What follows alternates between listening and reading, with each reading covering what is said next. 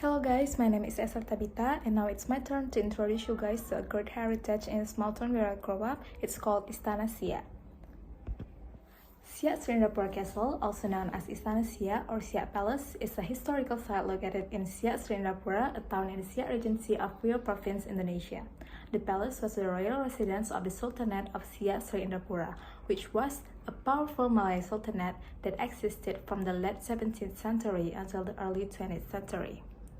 The palace complex has an area of about 32,000 square meters and consists of 4 palaces, namely Istana Siak, Istana Lima, Istana Pajang, and Istana Baru. Each palace, including Siak Palace itself, has an area of 1,000 square meters. Siak Palace has Malay, Arabic, and European architecture and consists of 2 floors.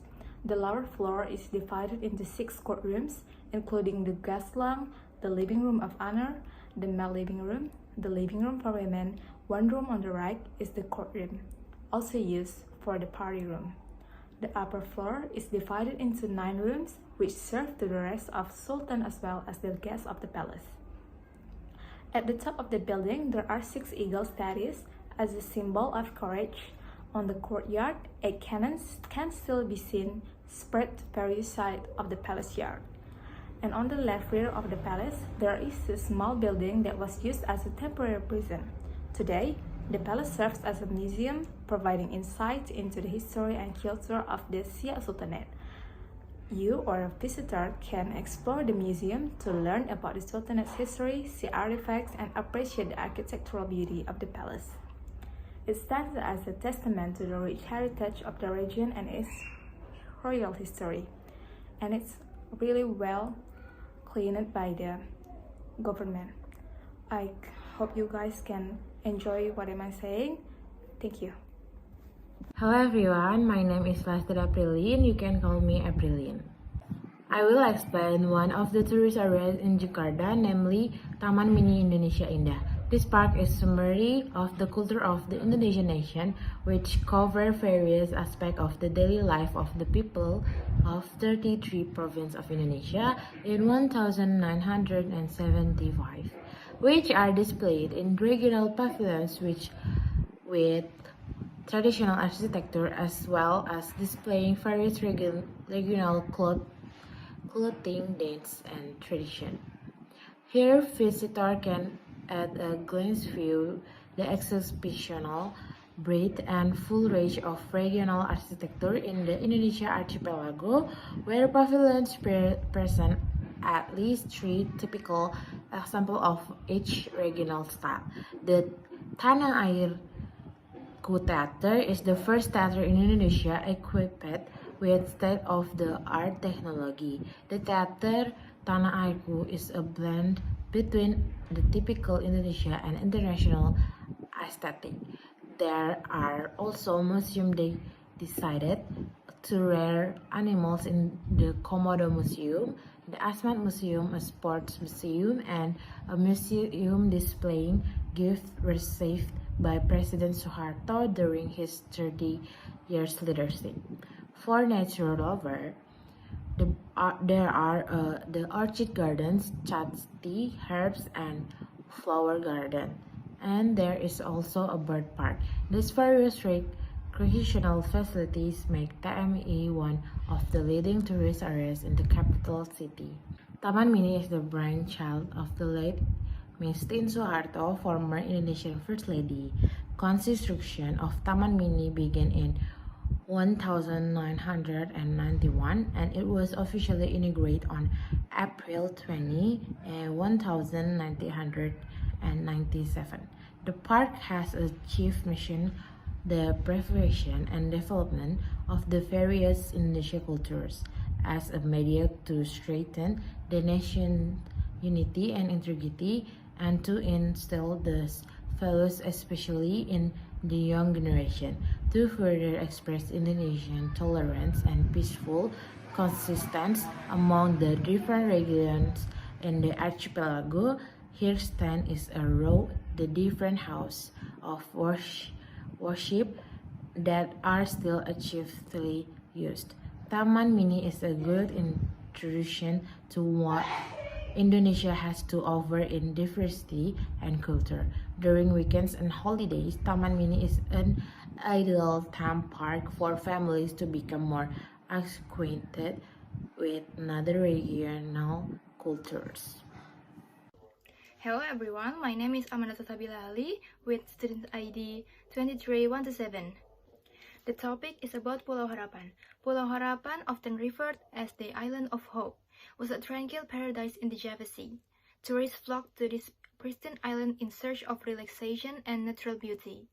The island boasted stunning white sandy beaches and crystal clear waters, making it an ideal destination for those who sought to escape their everyday routines. Once upon a time, visitors arrived on the island, excited to explore its underwater wonders. Snorkeling and diving were the primary activities that allowed tourists to witness the vibrant marine life. Tourists marveled at the colorful coral reefs, and some lucky ones even spotted exotic fish species during their underwater adventures. Pulau Harapan wasn't just about water activities. The island's lush tropical forest provided opportunities for nature's walk and bird watching. During these excursions, visitors discovered the diverse flora and fauna that thrived on the island. In the past, as they strolled through the shades of towering palm trees, they were able to connect with nature in a profound way. Despite its small size, Pulau Harapan offered a range of accommodation for tourists. Some chose simple beachfront huts, while others opted for more upscale resorts. In the past, the island's hospitable local community warmly welcomed travelers, making them feel like they had found a home away from home. For many who visited in the past, Pulau Harapan was a serene escape from the hustle and bustle of city life. The island's peaceful atmosphere provided a much-needed break, and tourists had the opportunity to rejuvenate their spirits while surrounded by the island's natural beauty. Accessing Pulau Harapan from Jakarta was relatively easy. In the past, boats departed from Ancol Marina, and tourists embarked on an exciting journey across the Java Sea to reach this Indonesian gem. Pulau Harapan's role in ecotourism was prominent, as it allowed visitors to reconnect with nature and appreciate the simple pleasure of life. In the past, the island's charm had an enduring impact on all those who experienced it. The memories of serene beach days, underwater adventures, and the warm hospitality of the locals lingered in the hearts of those who had the privilege to visit Pulau Harapan. For them, it was a place where hope and natural beauty merged to create lasting memories. Hello, my name is Clara Melissa Casanova from the Medical Faculty in 2023, Group 6B. And now I will explain the Merdeka Palace history. Merdeka Palace is the official residence and official of the President of Indonesia, which is located facing the National Monument Park, Jalan Medan Merdeka, Utara, Jakarta. This palace is called Paleste Koningsplein, Koningsplein Palace, or people often refer to it as Gambir Palace because there are many gambir trees growing around Koningsplein Square. The Rijkswijk Palace, which was built early in 1796, was considered too tight for state administrative activities. So, the Governor-General of the Dutch East Indies at that time, Peter Major, ordered a new building to be built as a replacement for the Rijkswijk Palace in 1869. The construction of this palace was only carried out 4 years later, during the reign of Governor-General James Lowden in 1873. This palace was built to the source of Rijkswijk Palace facing Koningsplein, now Medan Merdeka. Finally, this palace was inaugurated in 1879 during the reign of Governor-General Johann Wilhelm van Lasberg at cost of 360,000 guilders. During the Japanese occupation, this palace, together with the Rijkswijk Palace, became the official residence of Saiko Shikikan. This palace, with an area of around 2,400 meters headquarters, is located in the same complex as the State Palace and Binagraha. At the beginning of the reign of the Republic of Indonesia, the Merdeka Palace witnesses the history of the signing of the document recognizing the sovereignty of the Republic of the United States of Indonesia by the Dutch government on December 27, 1949. At that time, the Republic of Indonesia was represented by Sri Sultan Hamengkubuwono IX, while the Dutch Kingdom was represented by IHK Loving, High Representative of the Dutch Crown in Indonesia. Now, the Merdeka Palace is used to organize stage events, including commemoration of the second of the proclamation, welcoming ceremonies for state guests, and handing over credentials to ambassadors from friendly countries. And that from me. Thank you all. Good morning, Mr. and friends. Before I start, please let me introduce myself. My name is Clarissa Kaylin Waryadi, and I'm a part of Group 6B. The topic that I will be talking about is Kota Tua. We usually know Kota Tua as a historical place located in Jakarta. Kota Tua, or the Old Town of Jakarta, is now a place for history and heritage. Back then, Kota Tua was built up by the Dutch during reign, and then Indonesians finally reclaimed their place. Kota Tua's name is inspired by the primordial names of Jakarta, Jayakarta. It means town of victory. Kota Tua was well known as Batavia in the 17th century. Now, a lot of tourists visiting Kota Tua to see its story in it. In Kota Tua, we can see a various museum. Even most of the museums in Jakarta are found within Kota Tua. This include the Jakarta Historical Museum, or we may know as the Fathahillah Museum, Indonesian Bank Museum, Mandiri Bank Museum, Indonesian Maritime Museum, the Wayang and Puppet Museum, and the Museums of Sculpture and Ceramics Art. Not only museum, Kota Tua also provides some costumes and bicycle to rent for all of the visitors. Kota Tua are suitable for walking around and jogging.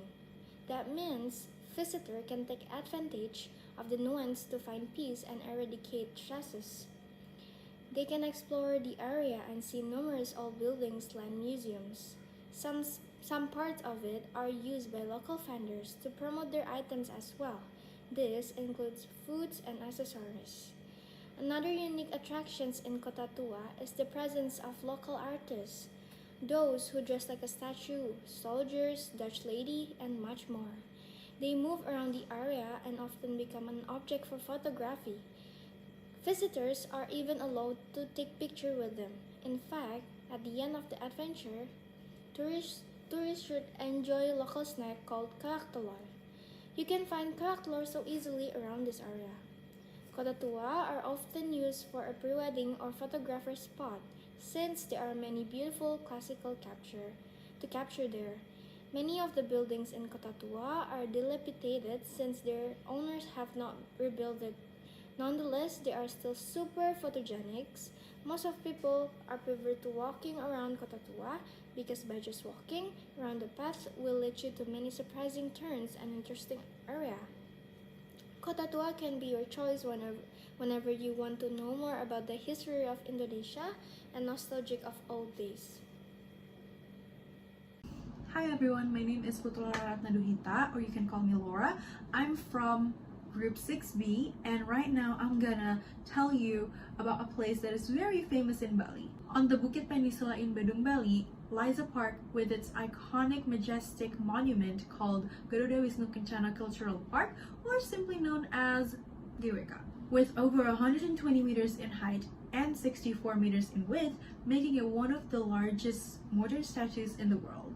The GWK Cultural Park, which represents Lord Wisnu riding the Garuda bird, was made by Inyoman Warta for 28 years. Designed to be Indonesia's tallest statue, GWK is inspired by an event with Hindu roots called Garuda's Quest for Amrita, the elixir of life. According to the story, Garuda agreed to be a ride for Lord Wisnu in exchange for the right to use the elixir to save his enslaved mother. Aside from the statue in Geweka Cultural Park, there are also many supporting facilities that you can enjoy, like Lotus Pond, Exhibition Hall, Festival Park, amphitheaters, street theaters, Jendela Bali, the Panoramic Restaurant, and souvenir shop as well. Picture of Lotus Pond Geweka Bali, where large events such as music concerts, large parties, and international seminars are often held. The place is also surrounded by a wall of giant limestone pillars surrounded and a statue of Garuda in the background.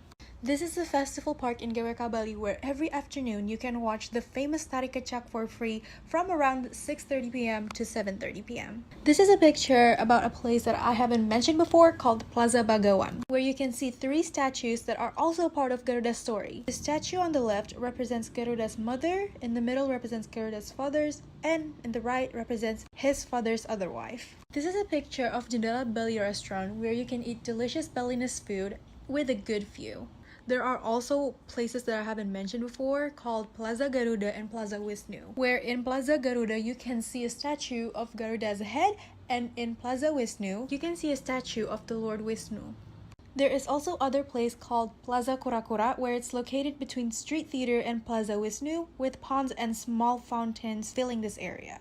The turtle is a symbol of a support that protects the earth from shaking. Turtle statues are often planted in the foundation of buildings because they are believed to protect the building from earthquakes or other natural disasters. The existence of Plaza Garuda may be expected to become a foundation so that the construction of Garuda Wisnu Kencana or GWK does not experience significant obstacles. There is also a place called Tirta Amarta, where people often took pictures in with the mini version of the GWK statue. And last but not least, this is the souvenir shop that called Kencana Souvenir Shop, where it sells authentic Balinese merchandise such as t-shirts, keychains, mugs, hats, etc. A little fun fact about the Geweka Cultural Park is the statue actually designed to be earthquake-proof and to make it withstand the powerful tropical storm in Bali. The Geweka statue is also the 3rd tallest statue in the world. That's all that I'm going to explain. If you want to know more about other information about Geweka Cultural Park, you can search more on the internet. Good night, mister. Let me introduce myself. My name is Brian Emmanuel from Group 6B. So, today I want to tell you about national monument, or we call it Monas. So, Monas was abolished in the center of Merdeka Square, Central Jakarta. It is national monument of the Republic of Indonesia, built to commemorate the struggle for Indonesian independence. The height of Monas is 132 meters.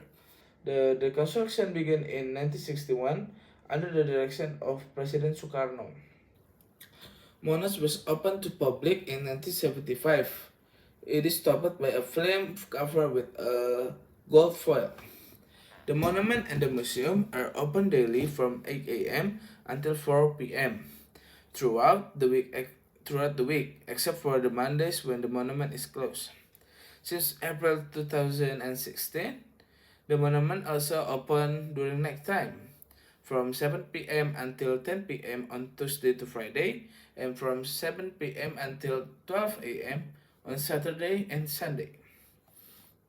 So, the construction of Monas is processed in 3 stages. The first period is from 1961 until 1964, began with the official start of construction on 17 August 1961, with Sukarno ceremonially driving in the first concrete pile. A total of 284 piles were used for the foundation block. A further 360 piles were driven in for the museum foundation, with work being completed in March 1962. The walls of the museum in the base were completed by October, and the construction of the obelisk then commenced and was finished in August 1963. Work in the second stage. So the second stage is from 1968 until from 1966 until 1968. The work was delayed by shortages of funding and the aftermath of 30 September's movement. So, in the final phase, from 1969 until 1976, the dioramas for the historical museum were added. Problems remain once problem remains once construction was completed and work was needed to solve problems with water leaking into the museum. And finally, Monash was opened to public on 12 July 1675. 12 July 1975. The towering monument encapsulates the philosophy of Lingga and Yani. Lingga resembles as an alurized space pastel, and Yani resembles as a lesung rice mortar, two important traditional Indonesian tools. Lingga and Yani also symbolize harmony, balance, fertility, and eternal life, with the Lingga Felix symbol representing masculinity, positive elements, and daytime. And the Yani, the female organ symbols representing femininity, negative elements, and night. So that's all from me. Thank you.